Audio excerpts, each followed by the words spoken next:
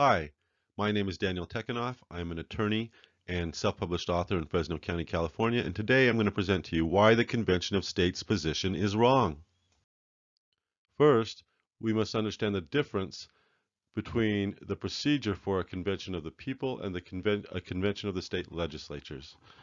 A convention of the people is what we're all accustomed usually to thinking of. Elections by the people, but in this case for the special purpose of constitutional amendment, so that when people elect those delegates, they know they're going to a convention only for the purpose of constitutional amendment. Those conventions would be equal one person, one vote, and the delegates would have the full power to do a clause-by-clause review. Contrast that to the convention of the state legislatures, where the legislatures in each state would appoint who would go to the Constitutional Convention. The democratic principle of one person, one vote would be replaced by the aristocratic principle of one state, one vote, and this would violate the Article 4 guarantee of a republican form of government. The state legislative power over a convention would include the power to limit what amendments get to even be discussed. And according to a 2001 Supreme Court case, Cook versus Graylicki, the states have no power to give limiting instructions regarding constitutional amendment. Here is the typical Convention of States application. This one is from North Dakota. You could find it in the Congressional Record for the Senate for April 25, 2017, Petitions and Memorials number 16. What the Convention of States is doing is they're bringing in a slate of single subject proposals, which state legislatures do not have the power to do.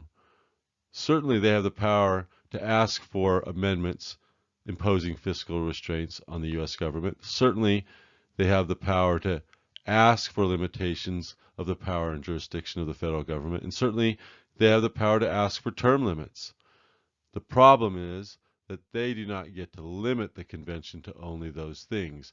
And there are some excellent proposals out there. For example, instead of term limits, my proposal for a tricameralism amendment would be much stronger, and there's no reason why you couldn't use both. We go on with North Dakota's application. Here, they state that the founders of the U.S. Constitution empower the state legislators to be guardians of liberty against excessive use of power by the federal government. That statement by itself is true, but there's much more to it than that.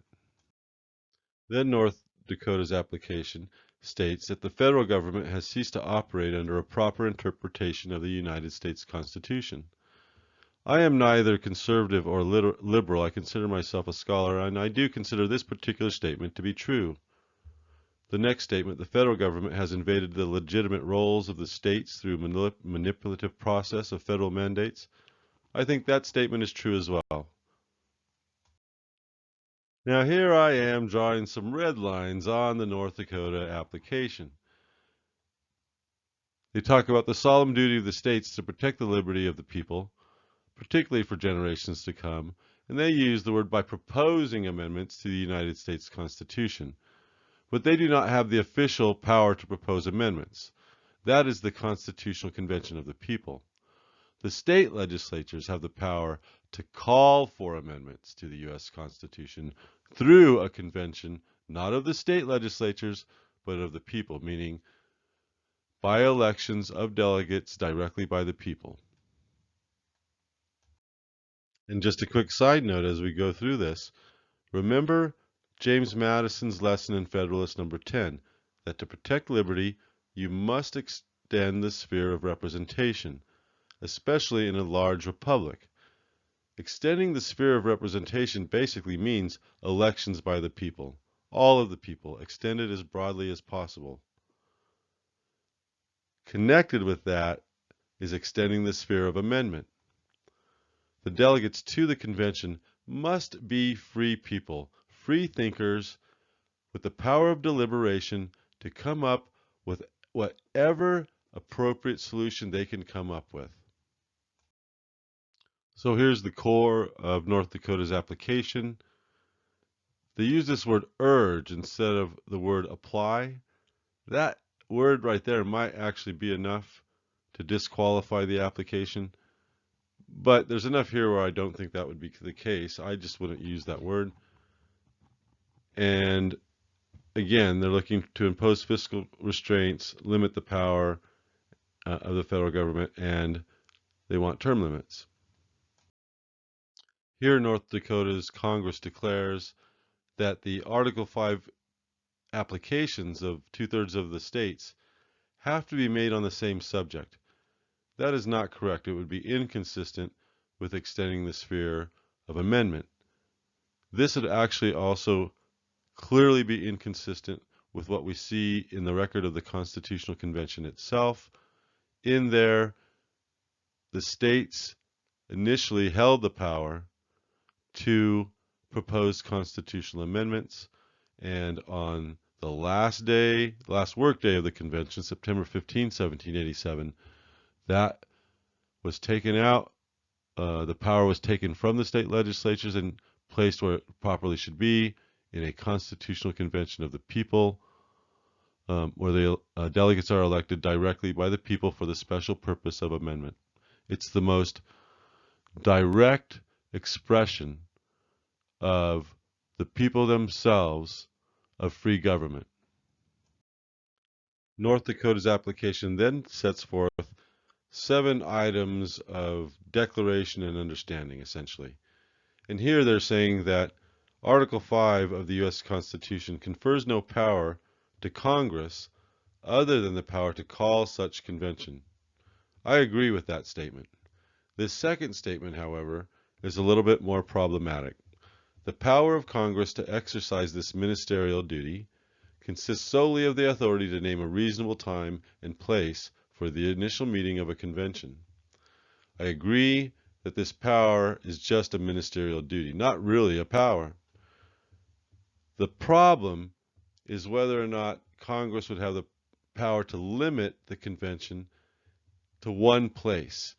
And there's nothing in Article 5 or anywhere else in the Constitution that would give Congress that power.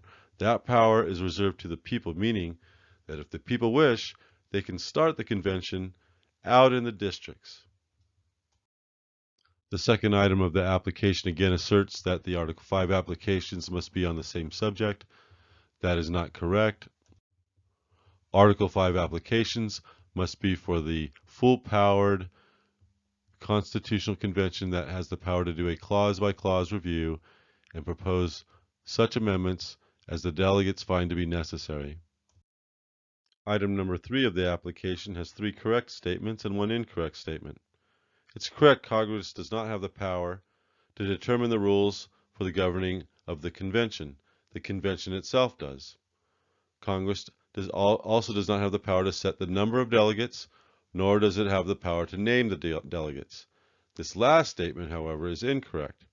The state legislatures are claiming that they have the power to name the delegates, and that is not true. The delegates must be elected by the people. This next statement is correct as far as it goes. A convention of the states does mean one state, one vote. And that is why the Convention of the States proposal is wrong. Because the Article 5 convention is a convention of the people where the process will be one person, one vote. Here, North Dakota's application goes even further and declares that any amendment that in any way seeks to amend, modify, or repeal any part of the Bill of Rights would not be authorized. The problem with this is that we may actually want to strengthen the Bill of Rights, and that would include an amendment or a modification. So it's not appropriate for the states to limit the convention that way. Secondly, this next concept, void ab initio, basically means it's no longer any good, as if it was never, as if the application was never even made. So what they're trying to say is that the convention could already convene with delegates coming from all over the nation, and then just one state can claim that they're trying to change the Bill of Rights, and then claim that their application for the convention is no longer good, and it could potentially force the convention to shut down. And that is an extremely unreasonable interpretation. If the nation is going to go to constitutional convention, it must be committed. The point to be taken from item 6 in North Dakota's application is they're asking Congress to send any amendment proposals from the Constitutional Convention for ratification to themselves, the state legislatures, instead of ratification conventions of the people. Remember, at the original Constitutional Convention, the delegates, George Washington, James Madison, and others, insisted that the new Constitution be approved through conventions of the people in the states. And the theory of free government requires that if you're going to do a major overhaul, a clause-by-clause type of overhaul, those amendments should be sent to state ratification conventions of the people, not the legislatures. And here is the seventh and final point of the North Dakota application. They're claiming that the state legislatures would have the power to provide binding instructions on the delegates to the Constitutional Convention, that they would be able to recall those delegates. This obviously goes against the theory of free government. It is the people who should be directly connected to those delegates, not the state legislatures. This would turn the state legislatures into the sovereign in our system, and that is clearly not correct. And we have a more recent Supreme Court case, Cook versus Graylicki from 2001, which should be added to the pantheon of great Supreme Court cases. And it states very clearly that the state legislatures do not have the ability to give binding instructions to the national representatives. Three basic ideas come up in U.S. constitutional history with respect to state threats to national union. The first is the famous case of McCulloch versus Maryland. In that case, what the court ruled was that state governments could not tax federal agencies because, in the end, if the states had that power, they could tax the federal agencies to death and ultimately the federal government to death. Even just sapping the government of its energy is enough to disallow the states from having that power. And so it is the right of self-preservation that gets established in that early McCulloch versus Maryland case. So now let's take a closer look at McCulloch versus Maryland and the power of self-preservation and how taxation itself affects that power. The Convention of States position is that the Article 5 Convention is a convention of the state legislatures.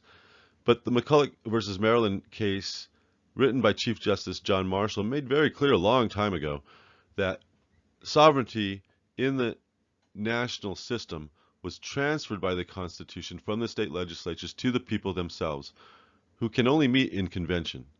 And here he's making it very clear. It is a convention of delegates chosen in each state by the people for their assent and ratification. That is what caused the Constitution to be able to have the claim that it comes directly from the people. As Chief Justice Marshall goes on to state very clearly, the only way that the people act safely is by assembling in convention. Here Marshall states, from these conventions the Constitution derives its whole authority. And now here, Chief Justice Marshall shifts over into talking about how the power to tax involves the power to destroy.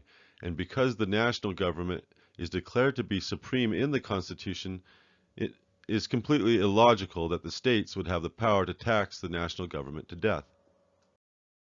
And here Marshall emphasizes the American people have declared their Constitution to be supreme, but if you were to allow the states to have the power to weaken the federal government to the point that it cannot perform its proper responsibilities, then you do not really have a true government.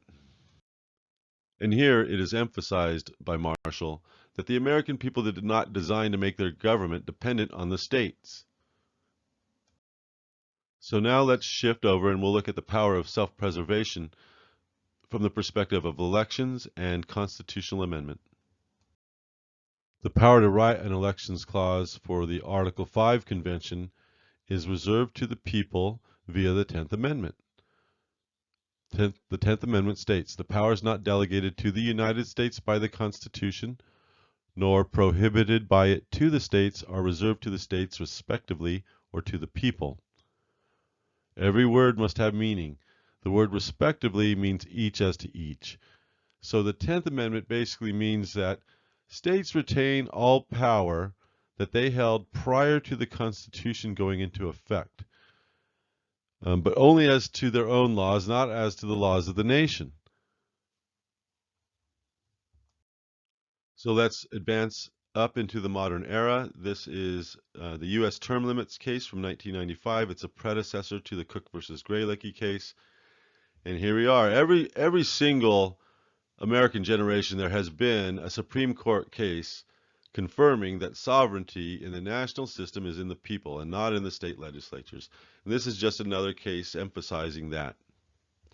The other big point is in such a system, the people who serve as representatives and delegates are people who should be chosen by the people themselves. And that's one of the most sacred parts of the Constitution. Therefore, the 14th Amendment Privileges or Immunities Clause should protect our rights to elect our own delegates to an Article 5 convention, and the Supreme Court will back us up. As the court stated, the states can exercise no powers which exclusively spring out of the existence of the national government, which the Constitution does not delegate to them. The court stated, the provisions governing elections reveal the framers' understanding that powers over the election of federal officers had to be delegated to rather than reserved by the states. This obviously would apply to election of Article 5 delegates as well.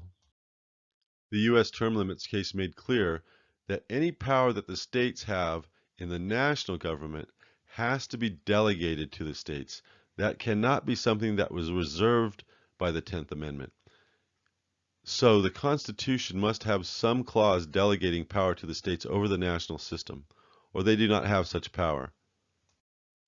Here is a key point stated by Alexander Hamilton in Federalist Number 59, which is repeated in both the U.S. term limits case as well as the Cook versus Graylicki case in 2001. And that is that nothing can be more evident that an exclusive power of regulating elections for the national government in the hands of the state legislatures would leave the existence of the Union entirely at the mercy. The same danger obviously applies to elections for the Article 5 Convention for constitutional amendments. Near the end of the U.S. term limits opinion, the Supreme Court clearly connects the concept of popular sovereignty with the procedural requirement that the people have to vote for their own representatives and delegates in the national system. The second important term limits case in the modern era is Cook versus Graylicki, Gralike, 531 U.S. 510. It's a 2001 Supreme Court case. In there, the court makes very clear that the state legislature's power over elections in the national government are delegated powers through Article 1. There is no such elections clause or qualifications clause in Article 5 that delegates any power to the state legislatures over the Article 5 constitutional amendment elections process, and therefore they would have no such power. The second big constitutional point that the Cook versus Graylicki case makes is that the delegates to the Constitutional Convention, as well as the representatives to Congress, must be independent and deliberative. The states may not give binding instructions because it would undermine that deliberative nature. The original Constitutional Convention history backs up the concept that the state legislatures should not be trying to control the constitutional amendment process. What happened in the state ratification process over 1787 and 1788 is that the states debated whether they should demand amendments before agreeing to the new Constitution or whether they should go ahead and agree to the Constitution as it was, but with an understanding that the first Congress was going to prepare some sort of a Bill of Rights. And in fact, that was the process that was adopted because that was the proper process. They all understood that the people who are proposing the amendments must be free-minded people without constraints by the state legislatures, and that in fact is our system. The U.S. Constitution delegates to the states only procedural power over Article I elections for representatives and senators. With respect to the Article 5 delegate elections, not even procedural power is delegated to the states. The state legislatures may not control or limit the national system through single subject or limited topic constitutional conventions, or by controlling the delegate selection process, because it would risk the Union itself. Because it would risk the Union itself, it's important to draw a bright line rule. Those of us who have taken an oath to support and defend the U.S. Constitution must take the position that the people are the sovereign in the national system, not the state legislatures. This is what supports keeping the Union together. If you are supportive of the Article 5 Convention of the People, or if you just want to learn more, please get a copy of my book. It'll save you much time in your studies.